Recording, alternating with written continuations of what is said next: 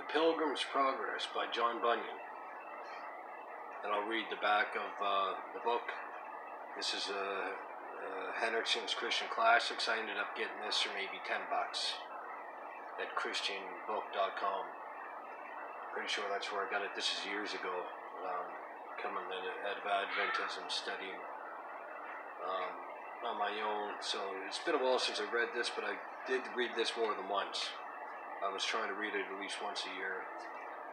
It's not a Lutheran work, but I still don't care. I like some Reformed works and other works that aren't Lutheran, because I pretty much, from what I remember, I agree with the analogy or the allegory that's given here by John Bunyan.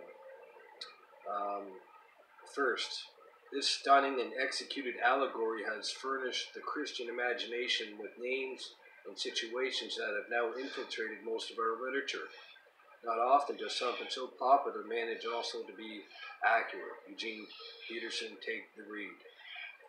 One of the most deeply cherished book in English-speaking households other than the Bible itself, John Bunyan's The Pilgrim's Progress, is the allegorical tale of the Christian, the pilgrim on his journey to the celestial city. Along the way, Christian encounters both worldly companions and dreadful adversaries. Although The Pilgrim's Progress was written more than 300 years ago, this stirring spiritual narrative still bears the power to challenge and encourage his readers on their own spiritual journeys. Henderson's Christian Classics is planned to include, it goes on there. But yeah, John Bunyan spent a lot of time in prison for proclaiming the gospel. I can't remember. I'm just doing this off the cuff, but yeah, he did some time, and I think he might have written this here.